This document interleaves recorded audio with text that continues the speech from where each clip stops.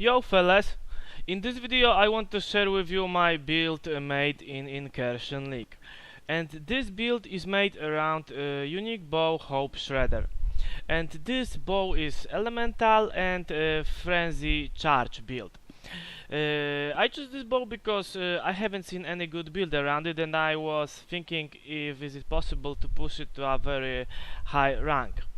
Bow is cold elemental and a lot of frenzy bonuses, as well as cold damage taken per second when we are moving, when we have frenzy charges. So I choose as a class raider because it is best for generating frenzy charges and benefit the most from having frenzy charges. So currently I have 9 frenzy charges, so I'm taking a lot of cold damage per second while moving, and I'm getting other stuff from frenzy charges. As bow has bad stats, medium crit, very bad attack speed, I choose I will not push it to crit, especially that I'm taking this Degen. Instead I choose that I will go elemental overload and I will stack damage. My skills are ice shot with elemental damage, with ice bite, with multiple projectiles and faster attacks, and hypothermia. That's for map clearing. For bosses I'm using Barrage with hypothermia, with ice bite, with slower projectiles, with added cold and elemental damage. Other skills is like Herald of Ice, Immortal Call with cast when damage taken. Here I have some increased duration like Auras, Purity of Ice, Haste and Grace. And here I have Decoy Totem, Blink Arrow with faster attacks, and Frenzy.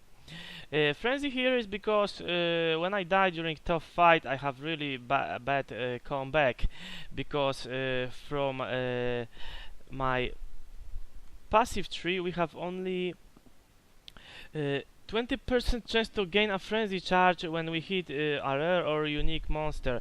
So this is very bad in my opinion, so I just want to quickly come back, and I'm putting it here, and then I shoot few arrows and I getting my frenzy charges back. So that's how it works with frenzies. So let's get back maybe to the Degen. The Degen is quite high, so in order to do this I choose that I will take a lot of life regen on the nodes, try to get some life regen here, but that didn't work. And I will choose Aura, that will give me maximum resistances for cold. So I'm using Purity of Ice as a Aura, and another is Herald of Ice, and it's perfectly enough for this build. Moving to the passive tree. My passive tree, I'm focusing on regen mainly and cold damage. So here I have also +1 to maximum cold resistances. Here I have one Javel to support my ice shot, and here I have another one to support my Barrage, and it is very nice. Here I have mana Leech. I'm not taking those nodes here because bow itself is providing 0.5 of attack damage leached as life per frenzy charges, and I have 9 of them, so I have 4.5, and it's very good. So no need to take those nodes, so I save some nodes here. I'm using also point blank here, it's okay. I get full dodge stuff here, as it is very nice, because I was suffering from not dodging spell hits as well. So moving further, like I said, here I took life regen. Then I have here a life regen. Here I go here to take life regen.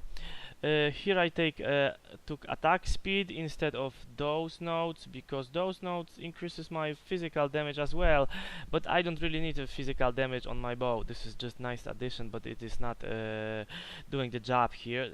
Cold damage is doing the job here. So another life regen is here and here. And some here, and then I get of course elemental overload.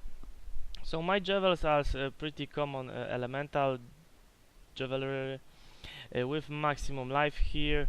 Here just other stuff, like when I crit I get more attack speed, because like I said, bow has a very bad attack speed. Here I have some chance to blind enemies. Do I have any more? No. And the rest is pretty standard gear and stuff here. Frenzy charges around the passive tree, and some life for utility, and of course trying to get accuracy. And here I choose onslaught in order to have better attack speed and movement speed, and a better chance to avoid projectiles as well.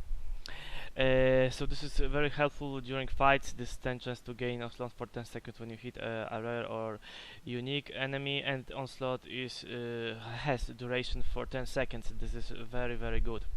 And here is other stuff that supports my frenzy charges. So in general, when I'm moving, I'm not losing too much life. Of course I'm losing, but it is very low degen. Or if we are in map like elemental weakness, but I could choose a flask for it, or maximum resistances are decreased, and this then I feel it. But without it, it's really good. I'm not feeling any degen actually. So more gear maybe, sorry. Here I have just life, elemental resistances, elemental damage, and some cold attacks. It's really okay. My armor is pretty standard. I just bought it for 20c, white one, and spam it with essence for getting more life, and I get this, and it's okay. Here the same ring, same stuff, cold damage, life, and resistances, elemental damage. Here I have Pandemonius. It was obvious choice for me. Increased cold damage, cold res, chill enemy for 1 second when hit, slowing them by 50%, blind chilled enemies, and damage penetrate 20%. So here I have penetration. It will work very nice with hypothermia, because supported skills deal 38% more cold damage against chilled enemies, and there is also 10% chance to freeze them. So this is very nice. This was really expensive belt. Cost me like 4 or 5 exalted orbs, I don't remember, but it is providing good stat, good life, some cold res, and increased elemental damage, of course. That is very good. Here I have Starcondia with increased barrage damage, and I get this enchant from lab, mine on self-run, and I kept it, and it's nice. It is also increasing my global critical strike chance for elemental overload, and increased attack speed, and is giving some more life, so it's perfectly nice for this build. I'm using also Darkrai vectors for more frenzy charges, and here I have 5% increased movement per frenzy charge, and dodge as well. And here I have very nice enchant as well, 90% increased critical strike chance if you haven't crit recently. This is really good. This allows me actually to save those 3 nodes which I was using to proc my elemental overload, because those 3 nodes in total gave 100%. So this is really nice. So currently I have 12%, almost 13% chance for critical strike, and it's proccing very often. For my accuracy, actually I have only accuracy, I think, here from bow, because bow is providing really nice accuracy, and rest is from dexterity, so I have an 89% chance to hit, and it is really good. Glove, I have Tomb Fist. Previously I was using with 2 abyssal sockets, but I wanted more frenzy charges, so I checked the market, and the same gloves with frenzy charges corruption cost like 7 or 8 exalted orbs. I really didn't want to pay so much money, so I kept those, and they are working really fine for me. Here I have just another Javel for more damage, and here is the same, more damage. So I choose here actually Ice Shot, because it has effectiveness of added damage 145% points, and this is really nice because it is scaling very well with added damage, especially from frenzy charges from this bow. Previously I was using shrapnel shot and a rain of arrows, but it wasn't so good.